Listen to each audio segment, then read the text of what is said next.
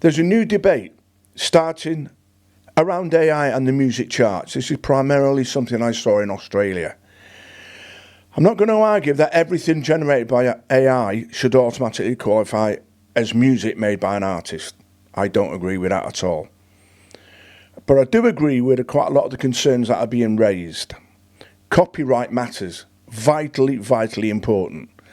And we all know if that wasn't around, the larger companies would just be tuning out music completely free for them and charging us accordingly. If somebody's using another person's work without permission, that's a legitimate issue and quite rightly should be taken through the courts. And if we're talking about music charts representing artists and musicians, and I think asking for substantial human involvement is perfectly reasonable, and I don't have a problem with that. But there's one part of the argument I cannot get past, and this is what I read today. And that's what I want to talk about here. Because once you start asking the question, you eventually arrive at a bigger one. Who gets to decide what is music? And who decides what is AI and is not applicable here? The problem I actually have is, let's forget AI for a moment. Suppose I have an idea for a song. If you're on my site now, you'll see we've got loads of music coming up. AI vocals, live guitars, live keyboards, live mixing, mixed in mix bus, and all the rest of it. Takes us about 4 days to a week on each song. So I have an idea for a song. It's going around in my head as it does. I write the lyrics. I decide what the song is about. I work on the melody. I change the lines that don't work, as happens a lot. I arrange the song and invariably rearrange it, especially when John sends the keyboards down to the backing track I've done. It invariably gets rearranged again around them. I play the guitars. Other musicians may play on it, as in John does up in Cheshire. I decide on the keyboards, or he does the bass, drum, strings. Eventually I record it. Then I edit it and I mix it, and that is in Mixbus Pro 12. That can be hours, days, or weeks. And it's human decisions behind every single part of that piece of music. But there's a problem. I need a female singer. Now, you can argue about whether I can do it or someone else. In my head, when I write a piece of music, if I'm telling a story, I see the whole thing. I hear the melody. I hear the vocalist. And invariably for some of these songs, especially the one that started it all, on my site called Hang Your Head, Children Crying, it was an anti-war song written about the Ukraine war that I watched. And it's from the mothers and the children that invariably suffer in these wars. So obviously, I hear a female singer. And this is what I asked the AI robot to do. But then people have said to me, well, there must be someone, and I've had this thrown in my face constantly in the pub and wherever I go, especially with other musicians. Well, mate, it's been 20 years and I've never found the female singer that I want that will actually turn up, 2, can sing an original melody without having heard it on some karaoke machine. And that's not putting them down, that's just the way it is. But as I said, I've looked for between 10 and 20 years, and I've tried everything. I've looked up north, down here in Penarth, Lanswick Major, where I live now. So, how long am I supposed to wait? Another 10 years? Or do I make the music? I chose to make the music. The story is more important even than the song, as far as I'm concerned. And it's not about replacing singers. It's about getting something that works onto a hard drive so I can mix it. And I want to be absolutely clear about this. I'm not using AI because I object to human singers. Obviously I don't. I sing myself. And if a great singer wanted to work with me, I'd be over the moon, mate. Absolutely fantastic. I'd work with him. So I'm not saying one is better than the other. Obviously not. That's a stupid thing to say. But I don't have the singer that these songs need. So I had to find something else. And whether I can sing myself does not solve that problem, because the artistic decision simply isn't the song needs singing. It is this song needs a certain kind of voice. I'm trying to get the paper out of the pack here, thank you. Here's the important part. The technology is not deciding the song needs a female voice. I am. It's an artistic decision because I'm an artist. So, what is the technology actually doing? The technology hasn't decided what the song is about. It hasn't lived the experience behind the lyrics, as I have. It hasn't sat down and decided that this line doesn't work. It hasn't changed the chorus. It hasn't chosen the arrangement. It hasn't played the guitar, because it's a bit crap when it does that. It hasn't spent hours mixing it. It's performing a function that a songwriter needs. Just like going into a group of songwriters in a recording session and choosing a different singer for a certain song. Big record companies have got that. They can do that. They'll have 10 singers on their books, 25 guitar players, bass players. They can bring them as the producer needs. And that's what they invariably did. Doesn't mean the singer wrote the song. Doesn't mean the singer played any of the instruments. And that's where I struggle with the idea that a human lead vocal should somehow become the line that determines whether a recording is substantially human-made. Why is that line? Why the vocal? The session singer question here. Here's what I keep coming back to. Imagine I finish one of my own songs. The lyrics are written, melody's written, arrangement is finished. The instruments have been played. Now I pay a session singer to perform a vocal. The song qualifies as substantially human-made. Fine. Now imagine exactly the same song. The same lyrics, same arrangement, same musician, same guitar, same keyboard, same human decisions. But I don't have the money, contacts or access to a session singer. So use a technology to realise the vocal instead. Suddenly we're asking whether the recording counts. Why? What changed in the creative idea? The melody didn't change, the words didn't change, the meaning didn't change. The human decisions behind the song didn't disappear. The only thing that changed was access to a female singer. And that's particularly why this rule bothers me. If I paid a session singer to sing these exact same lyrics, apparently I've crossed the human threshold. But if technology allows me to realise exactly the same song without having the money or connections to hire that singer, suddenly we're asking whether it counts. So we're saying there's a financial gate here, and that's what the gatekeepers want to keep going.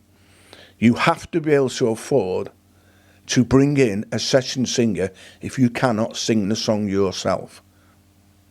I find that very, very worrying. So what does substantially human mean? Is it just the vocal? Is that it? Everything else can be human, but you've got an AI vocal and that makes it not substantial? I don't understand that. Does Adele play the instruments she goes in the studio to record with? Does she even write the songs? I believe she does. Yeah, I think she does. Maybe that's not the greatest one I could have used.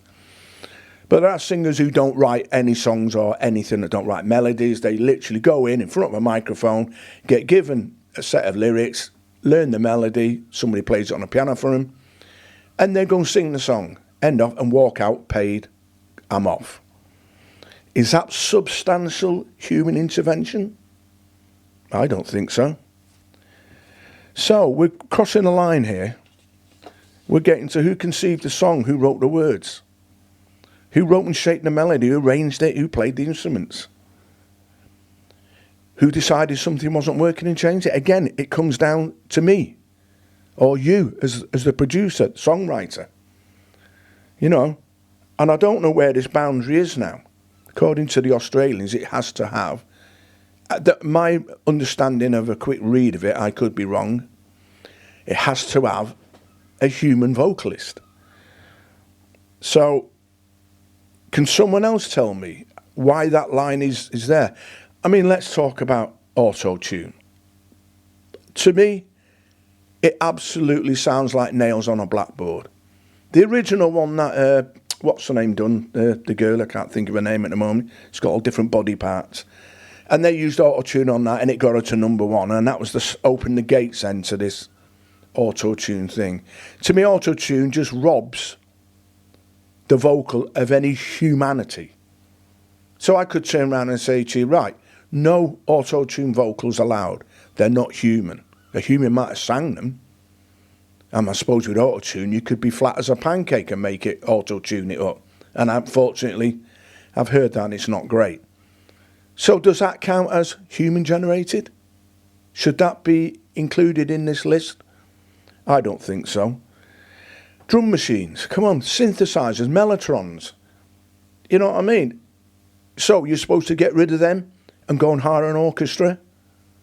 Some guy in his bedroom got a fantastic idea for a beautiful song, beautiful ballad, superb strings coming in, fantastic swells. He's got a nice bit of drums behind there from a drum machine. He's sat in his bedroom. He's been there 5 years. This song's come in. You're telling me he has to go and hire a drummer, then he has to go to a studio and hire an orchestra? It's never going to happen. It never did happen. It never did happen. These guys just got on with it. Trevor Horn, Frankie Goes to Hollywood. Come on. They couldn't play their instruments. It didn't matter to Trevor. It was all done on a Fairlight. So a Fairlight has got to be classed as AI. Might not be as intelligent as the modern AI, but is that not just a natural progression of everything computer generated? It always moves forward, always gets better. Should we go back to cassettes? Don't get me on the vinyl thing. I have that in the pub all the time, mate. Don't go there. But cassettes, should we go back to them? Should we go back to non-digital cameras? You all want to go and take your photographs when you're next out at next party? Loads of people having a laugh. You don't get your phone out? Go to the car, go and get your analog camera. Go make sure the film's loaded. Go make sure it's working. All right, go and take a few photographs. Next day, wake up with a hangover, and then what? Go and get your film developed. Send it off. Really? Really? I see no difference in this music. It's a natural extension of how this stuff will progress. But yes, there is massive AI slop. There is people taking the piss by generating absolute inane crap and getting it onto YouTube and Spotify. And unfortunately, I think they're earning money from it. Unfortunately, that happens in any industry. You can't tell me that the music industry does not turn out complete crap and puts it in a chart somewhere. Come on. I mean, I know I'm a 70s boy, but geez, some of the stuff I hear, you know, it could do better. You know what I mean? But on saying that, on YouTube I've heard some of the most fantastic music I've ever heard by unknown singers and producers on there. It's my go-to for music now, all the time. So, again, we don't have access to a full studio. We don't access singers. So, does this music, should it not exist? Should all the music on my site just never have been done? Is that it just be a blank space where some of that music that I've had for 15, for 20 years going round my head should not even be done? I don't understand that. The first time I did it, I was a skeptic, and I put that first song on, Hang Your Head Children Crying, asked for a female vocal, wrote the prompts into the lyrics, which, by the way, is the best way of doing it, guys and girls. Write it in the lyrics, line by line if you want to. I found Suno gives quite outstanding results that way. But what come back, I thought was going to be AI slop, was an outstanding piece of music. It was something that was in my head, it went in, took the ideas out, I did the arrangement, I sent up the guide track with my vocals on, and what come back was world class. And I was gobsmacked, absolutely gobsmacked. And I thought, I've got this wrong, and I better get on it.